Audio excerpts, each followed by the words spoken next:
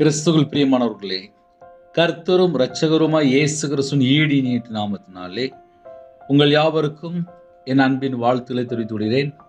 தேவன் அருளிய அப்பம் மினிஸ்ட்ரி சேனல் மூலியமாக உங்களோடு சந்திப்பதில் மிகுந்த மகிழ்ச்சி அடைகிறேன்.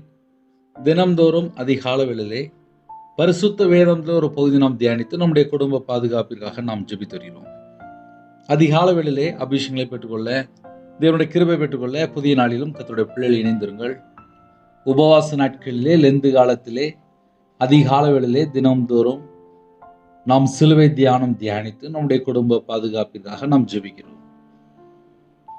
ஏசாயா 53 அதிகாரம் 3-4 ஆகிய வசனங்களிலே, அவர் அசட்டை பண்ணப்பட்டவரும் மனுஷரால் புறக்கணிக்கப்பட்டவரும் துக்கம் நிறைந்தவரும் பாடு அனுபவித்தவருமாயிருந்தார். அவரை விட்டு நம்முடைய முகங்களை மறைத்து கொண்டோம். அவர் அசட்டை பண்ணப்பட்டிருந்தார், அவரை எண்ணாமற் போனோம். மெய்யாகவே அவர் நம்முடைய பாடுகளை ஏற்றுக்கொண்டு நம்முடைய துக்கங்களை சுமந்தார். நாமோ அவர் தேவனால் அடிபட்டு வாதிக்கப்பட்டு சிறுமைப்பட்டோர் என்று எண்ணினோம். ஹல்லேலூயா. கிறிஸ்துவில் பிரியமானவர்களே, அவர் அசட்டை பண்ணப்பட்டவரும் மனுஷரால் புறக்கணிக்கப்பட்டவரும் துக்கம் நிறைந்தவரும் பாடு அனுபவித்தவருமாயிருந்தார். தேவனுடைய வார்த்தைக்கு கீழ்ப்படியவில்லை என்றாலே நம்முடைய வாழ்க்கையில் அநேக காரியங்கள் வந்து கொண்டிருக்கு. ஒரு குடும்பம் ஆசீர்வதிக்கப்படணும் அப்படின்னா தேவனுடைய வார்த்தைக்கு கீழ்ப்படியணும். இயேசு கிறிஸ்து நமக்காக அடிக்கப்பட்டார், நமக்காக நொறுக்கப்பட்டார். இன்னைக்கு காலை வேளையிலே இன்னைக்குள்ள சிலுவை தியானத்தை நாம் தியானிக்கும் போது பரிசுத்த ஆவியானவர் உங்களோடு இடைப்படுவார். அவர் அசட்டை பண்ணப்பட்டவர். யாருக்காக? நமக்காக. மனுஷரால் புறக்கணிக்கப்பட்டவர். யாருக்காக? நமக்காக. துக்கம் நிறைந்தவரும். இந்த பூமியில இருக்க எல்லா ஜனங்களையும் மீட்டெடுக்க, முழு உலகத்தையும் மீட்டெடுக்க தேவகுமாரனா வெளிப்பட்டார். பிதாவின் சித்தம் நிறைவேற்ற, நியாயப்பிரமாணத்தை நிறைவேற்ற, முழு உலகத்தையும் மீட்டெடுக்க தேவன் மாம்சத்தில் வெளிப்பட்டார். துக்கம் நிறைந்தோரும் பாடு அனுபவித்தோருமாயிருந்தார். சிலுவையிலப்பட்ட பாடுகள் எல்லாமே நமக்காக, எல்லாமே நமக்காக. கர்த்தருடைய பிள்ளைகள் இந்த பூமியில எப்படி வாழணும், கையில பைபிள் எடுத்து வாசிச்சதுக்கு அப்புறம் தான் தெரியுது. ஒரு மனுஷன் தேவ திட்டத்துக்குள்ள வரணும் அப்படின்னா முதல்ல பரிசுத்தமா வாழணுமா? கர்த்தருடைய பிள்ளைகள் யாரெல்லாம் அதிகாலையில் இணைந்திருக்கிறீங்களோ, அவர் நமக்காக தான் அடிக்கப்பட்டார். நாமோ அவர் தேவனால் அடிபட்டு வாதிக்கப்பட்டு சிறுமைப்பட்டோர் என்று எண்ணினோம். இதெல்லாம் நமக்காக.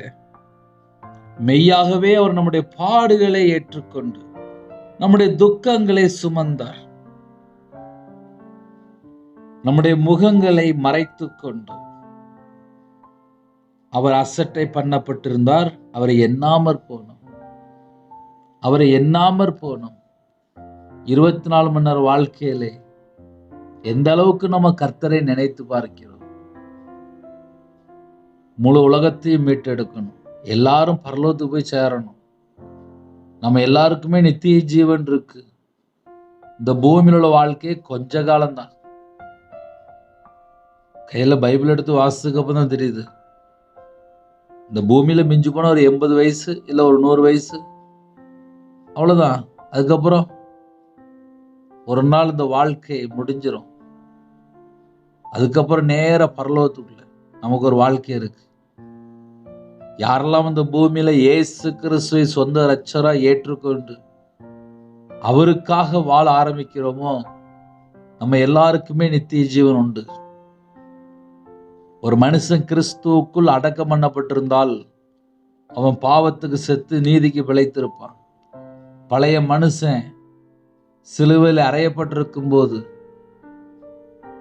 நம்முடைய பழைய வாழ்க்கை எல்லாமே சிலுவையில் அறையப்பட்டிருக்கும் போது பழைய சுபாவமோ பழைய எண்ணங்களோ பழைய சிந்தனைகளோ எதுவுமே உள்ள வராது. ஒரு மனுஷன் இயேசுவை சொந்த இரட்சகராய் ஏற்றுக்கொண்டு அவருக்காக வாழ அர்ப்பணிக்கும் போது நம்ம குடும்பம் ஆசீர்வதிக்கப்படுகிறது. அவர் நம்முடைய பாடுகளை ஏற்றுக்கொண்டார், நம்முடைய துக்கங்கள் எல்லாம் சுமந்தார். இந்த காலவேளையில் ஒருவேளை நம்முடைய வாழ்க்கையிலே ஏதாவது பாடுகள் உண்டா, ஏதாவது துக்கங்கள் உண்டா, அது எல்லாவற்றையும் இயேசு கிறிஸ்து சிலுவையில சுமந்தார். நமக்காக நம்முடைய மீறுதல் நிமித்தம் அவர் காயப்பட்டு நம்முடைய அக்கிரம நிமித்தம் அவர் நொறுக்கப்பட்டார் என்று எழுதப்பட்டிருக்கு. கர்த்தருடைய பிள்ளைகள் யாரெல்லாம் இணைந்திருக்கிறீங்களோ,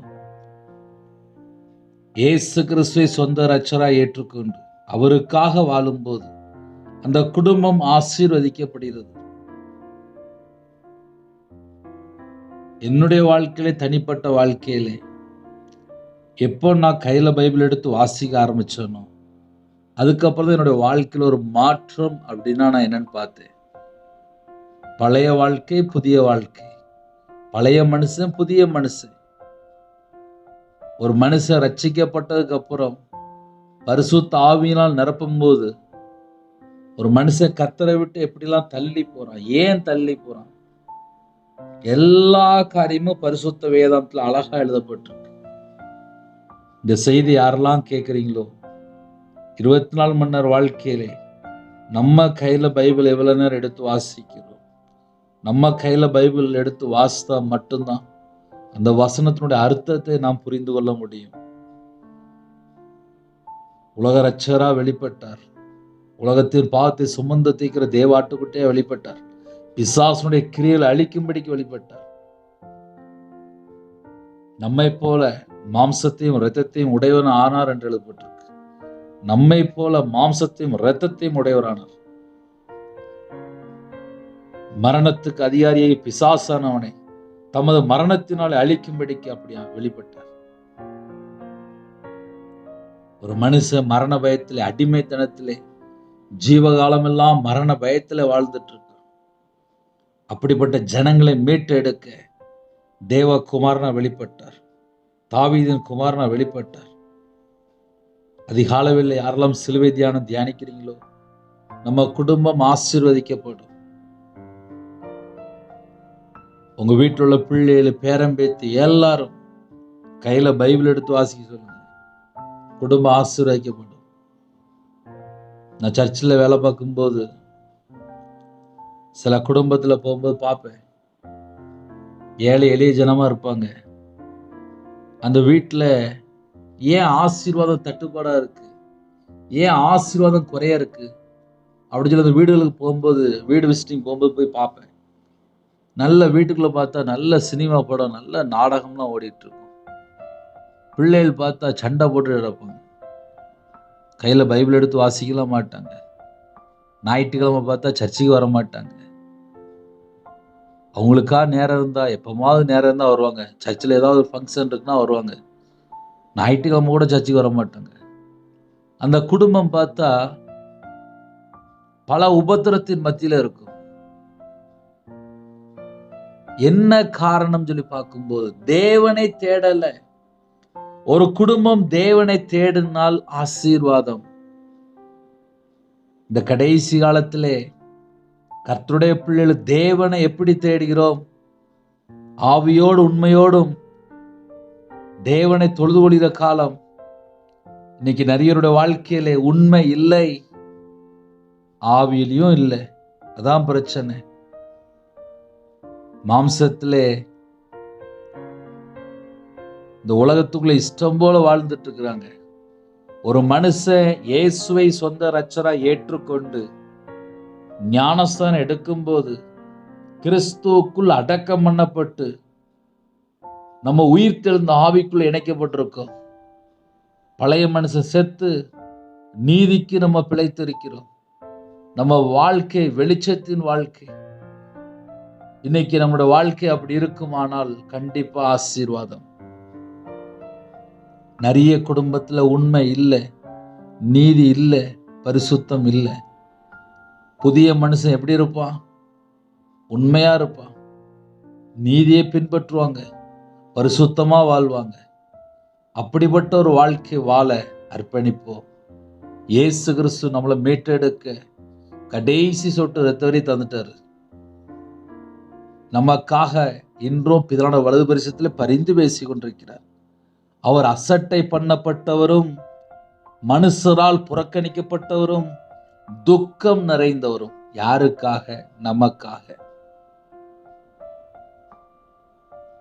பாடு அனுபவித்தவருமாய் இருந்தார்.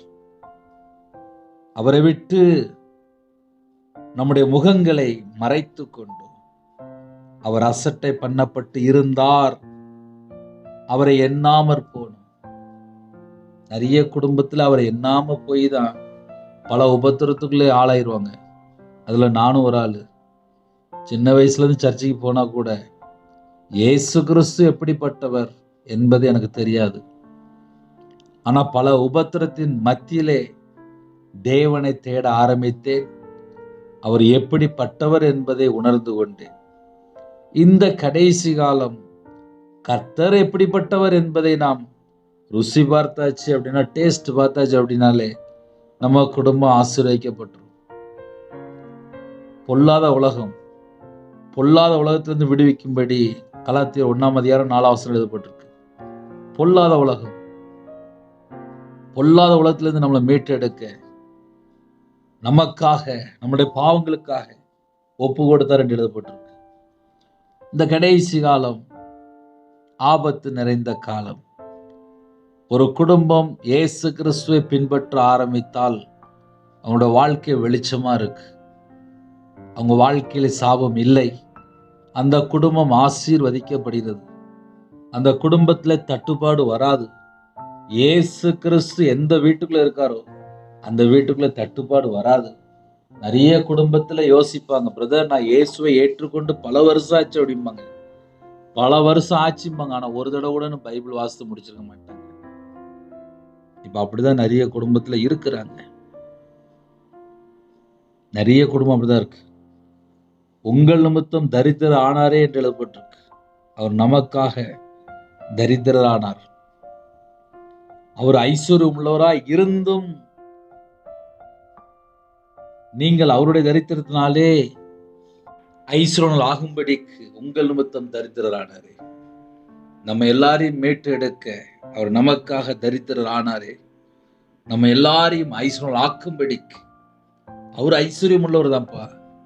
ஆனா நம்மளை மீட்டு எடுக்க நமக்காக அவர் தரித்திரர் ஆனாரே. இன்னைக்கு நிறைய குடும்பம் கர்த்தரை விட்டு தள்ளி போய் கர்த்தரை மறந்து, ஒரு மனுஷன் கர்த்தரை மறந்தாச்சுனாலே அந்த பழைய மனுஷன், அந்த பழைய சுபாவம், அந்த பழைய எண்ணங்கள், அந்த பொல்லாத ஆவி, அந்த சர்ப்பத்தின் ஆவி, அந்த தந்திரமான ஆவி, இதெல்லாம் ஏன் என்ட்ராகுது அப்படின்னா ஒரு மனுஷன் கர்த்தரை மறந்தால். அதான் இன்னைக்குள்ள செய்தியில அவரை எண்ணாமற் போனோம், அவரை எண்ணாமற் போனோம். அவர் அசட்டை பண்ணப்பட்டு இருந்தார். ஒரு வீட்டுல 4 பேர் 5 பேர் இருப்பாங்க. சில வீட்டுல மனைவியை அசட்டை பண்ணிக்கிட்டே இருப்பாங்க. சில வீட்டுல கணவர் அசட்டை பண்ணிட்டே இருப்பாங்க. அசட்டை பண்ணிட்டே இருப்பாங்க. சொன்ன எதுவுமே கேட்க மாட்டாங்க. இதெல்லாம் நிறைய வீட்டுல உண்டு. ஒரு மனுஷன் இயேசுவை சொந்த இரட்சகரா ஏற்றுக்கொண்ட பின்பாக கர்த்தருக்காக வாழக்கூடிய வாழ்க்கை தான் புதிய வாழ்க்கை, புதிய ஆவியை பெற்றுக்கொண்ட வாழ்க்கை. அவங்களுடைய வாழ்க்கை ஆசீர்வாதமா இருக்கும். 2 விதமான ஜனங்களும் ஆன்லைன் மூலியமா கேட்பீங்க. ரட்சிக்கப்பட்ட ஜனங்களும் கேட்பீங்க. புதுசா இப்பதான் இயேசு கிறிஸ்து சொந்த இரட்சகரா ஏற்றுக்கொண்டேன், இப்பதான் நான் இணைந்திருக்கேன். ஒரு குடும்பம் ஆசீர்வாதமா இருக்கணும் அப்படின்னா கர்த்தரை உண்மையாக பின்பற்றணும். மெய்யாகவே அவர் நம்முடைய பாடுகளை ஏற்றுக்கொண்டு நம்முடைய துக்கங்களை சுமந்தார். நம்முடைய துக்கங்களை சுமந்தார். அதனால காலை வேளையிலே ஒரு சின்ன ஜெபம் முடிக்க போறேன். அவரை எண்ணாமற் போனோம். நம்ம உண்மையிலே 24 மணி நேர வாழ்க்கையிலே அவரை யோசிக்கிறோமா என்பதை மாத்திரம் நாம் ஆராய்ந்து பார்ப்போம். கண்களை மூடி நாம் ஜெபம் செய்வோம். கிருபை மகிமை நிறைந்த பரிசுத்தமுள்ள நல்ல பிதாவே, நன்றியோடு துதிக்கிற சொல்கிறோம்ப்பா. எங்களுக்காக தான்ப்பா அடிக்கப்பட்டீங்க, எங்களுக்காக தான்ப்பா நொறுக்கப்பட்டீங்க, எங்களுக்காக தான்ப்பா முள்முடியெல்லாம் ஏற்றுக்கொண்டீங்க. கல்வாரியிலே எங்களுக்காக ஜீவனை தந்தீங்கப்பா. எங்களுடைய பாவங்களுக்காக மரித்து அடக்கம் பண்ணப்பட்டு வேத வாக்கியம்படி 3ஆம் நாள் உயிர் தெழுந்தீங்கப்பா. உம்மை அழைக்கிறோம், ஜீவாதிபதியை நாங்கள் அழைக்கிறோம். எங்களுக்காக ஜீவனை தந்தீங்க. இன்றும் எங்களுக்காக பிதாவுடைய வலது பரிசத்திலே பரிந்து பேசி கொண்டிருக்கீங்க. யாரெல்லாம் இணைந்திருக்காங்களோ இந்த புதிய நாளிலும் உம்முடைய பாதபடியில குடும்பமா வருகிறோம். எல்லா தேச ஜனங்களையும் உம்முடைய ஜீவனுக்கு அர்ப்பணிக்கிறோம். இந்த நாளை காண செய்த கிருபைக்காக 1000 மடங்கு உமக்கு நன்றி செலுத்துகிறோம். உம்மை நன்றியோடு துதிக்கிறோம், ஸ்தோத்திக்கிறோம். எங்க வாழ்க்கை கர்த்தருக்காக இருக்கணும்ப்பா. எங்களுக்கு அப்படிப்பட்ட கிருபைகளை தாங்கப்பா. நாங்க இயேசு கிறிஸ்துவுக்காக வாழணும். அப்படிப்பட்ட கிருபைகளை தாங்கப்பா. யாரெல்லாம் கர்த்தரை விட்டு தள்ளி போனாங்களோ இந்த நாளிலும் மறுபடியும் யாரெல்லாம் கர்த்தர் பக்கம் மனம் திரும்புறாங்களோ உம்முடைய ரத்தத்தினால கழுவி சுத்திகரித்து உம்முடைய கிருபையினால் நிரப்பி உம்முடைய பிரசன்னத்தினால் மூடி உங்க பிள்ளைகளை கர்த்தர் ஆசீர்வதிக்கணும். கர்த்தர் மனம் இறங்குங்க. ஜெப அபிஷேகம் தாங்க, தியானிக்கிற அபிஷேகம் தாங்க, துதிக்கிற அபிஷேகம் தாங்க. எல்லா குடும்பத்தையும் கர்த்தர் வேலை அடைத்து மூடி மறைத்து பாதுகாத்துக் கொள்ளுங்க. என் நாமத்து நிமித்தம் எதை கேட்டாலும் என்று சொன்னீங்க. இயேசு கிறிஸ்துவின் நாமத்தினாலே கேட்கிறோம்ப்பா. எல்லா குடும்பமும் ஆசீர்வதிக்கப்படட்டும். பழனிகளை திறந்து, பண்டசாலை திறந்து எல்லா குடும்பத்தையும் ஆசீர்வதிங்க. யாரெல்லாம் தங்களை தாழ்த்துறாங்களோ அந்த எல்லா குடும்பமும் ஆசீர்வதிக்கப்படட்டும். நிறைய தேவைகள் உண்டு, கடன் பிரச்சனை, எல்லாவற்றையும் கர்த்தர் மாற்றித்தாங்க. பிறந்த நாள், திருமண நாள் யாரெல்லாம் கொண்டாடுறாங்களோ அவங்களுடைய சந்ததி காணணும்ப்பா. அவங்களுடைய அடுத்த தலைமுறை பார்க்கணும்ப்பா. உங்க பிள்ளைகளோட வாழ்க்கையில எல்லா பகுதியிலும் ஆசீர்வதிங்க. சில குடும்பத்துல காலவெளியில டெலிவரி போறாங்கப்பா. கர்த்தர் கூட இருங்க. வெளிநாட்டுல யுத்தம் நடக்குப்பா. எந்த நாட்டுக்குள்ள இருக்காங்களோ அந்த நாட்டிலே கர்த்தர் சமாதானத்தை கட்டுடுங்க. எல்லா தேசத்திலுமே சமாதானத்தை தாங்க. ஒவ்வொரு தேச ஜனங்களையும் கர்த்தர் மீட்டு எடுங்க. தேர்தலுக்காக ஸ்தோத்திரம்ப்பா. எலெக்ஷன் வருதுப்பா. எலெக்ஷன்ல கர்த்தரோட கரம் அப்பா விசேஷமா ஒவ்வொரு குடும்பத்தோட இருக்கணும்ப்பா. தேசத்துக்குள்ள சமாதானத்தை தாங்க. இந்த வருஷத்திலே தேவ திட்டம் நிறைவேறட்டும். நீங்க எங்களோட கூட இருக்கணும்ப்பா.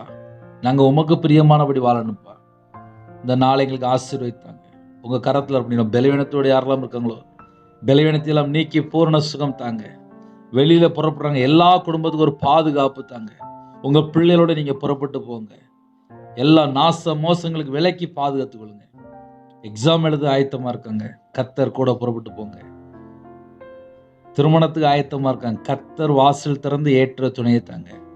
திருமணம் முடிந்ததுக்கு அப்புறம் எங்கெல்லாம் கர்த்தரை விட்டு தள்ளி போயிட்டாங்களோ அந்த பாவத்தை மன்னித்து அந்த குடும்பங்கள் ரட்சிக்கப்படணும். கர்த்தர் மறுபடியும் மீட்டுக் கொள்ளுங்க. டிரைவிங் லைன்ல இருக்காங்கப்பா, கர்த்தர் பாதுகாப்பு தாங்க. சரீரத்தை பலவீனத்தோடு இருக்காங்க, யாரெல்லாம் பலவீனத்தோடு இணைந்து இருக்கிறாங்களோ கர்த்தருடைய கரம் பிள்ளைகளை தொட்டு சுகமாக்கி தரட்டும். இந்த நாளிலும் இணைந்திருக்கிற எல்லா குடும்பமும் ஆட்டுக்குட்டியா ஜீவ பஸ்ல எழுதப்படணும்ப்பா. தீட்டானது, அருவருப்பான காரியம், பொய்யான காரியம் எதுவா இருந்தாலும் மன்னித்து உம்முடைய ரத்தத்தினால கழுவி சுத்திகரித்து ஆட்டுக்குட்டியா ஜீவ பஸ்ல பேர் எழுதப்படட்டும்ப்பா. நற்கிரியை செய்ய, நன்மை செய்ய, தானம் தர்ம செய்ய அர்ப்பணிக்கிறோம். கர்த்தர் ஒவ்வொரு குடும்பத்தை வேலடைத்து மூடி மறைத்து பாதுகாத்துங்க. இந்த நாளிலும் பிள்ளைகளுடைய மன விருப்பத்தை நிறைவேற்றி ஆசீர்வதிங்க. எல்லா குடும்பத்தையும் கர்த்தர் பொறுப்படுத்துங்க. அப்பிரயோஜனமான ஊழியக்காரன் இந்த வருஷத்திலே யாரெல்லாம் சிலுவை தியானம் தியானிக்கும் போது இணைந்திருக்காங்களோ அந்த குடும்பத்தை கர்த்தர் ஆசீர்வதிங்க. அவங்களோட வாழ்க்கையில எப்படிப்பட்ட ஒரு பாடுகள் இருந்தாலும் துக்கங்கள் இருந்தாலும் எல்லாவற்றையும் கர்த்தர் மாற்றித்தாங்கப்பா. எல்லா குடும்பத்தினுடைய பாரத்தை எல்லாம் நீக்கி போடுங்கப்பா. ஒவ்வொரு குடும்பத்தையும் கர்த்தர் ஆசீர்வதிங்க. நாங்கள் கர்த்தருக்கு பிரியமானபடி வாழணும்ப்பா. உங்கள் பாதத்தில் அர்ப்பணிக்கிறோம். கர்த்தர் பொறுப்படுத்துங்க. இயேசு கிறிஸ்துவின் பிதாவே, ஆமென். தேவனுக்கு மேம்பட்டதாக கர்த்தர் தாமே உங்களை உங்கள் குடும்பத்தின் சகல காரியத்திலும் சம்பூர்ணமாக திருப்தியாக கர்த்தர் கொடுத்து ஆசீர்வதிப்பாராக, ஆமென். கர்த்தராகிய இயேசு கிருபையும் பிதாவாகிய அன்பும் பரிசுத்தனோட ஐக்கியமும் இப்பொழுதும் எப்பொழுதும் சதா காலங்களிலும் நம்மளோடு கொடுப்பதாக, ஆமென். கிறிஸ்துவில் பிரியமானவர்களே, தொடர்ந்து இணைந்திருங்கள். எனக்கு ஜெபித்துக் கொள்ளுங்கள். God bless you.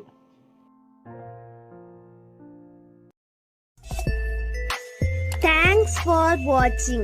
Please subscribe our channel. Click the like and share. Click the bell. God bless you.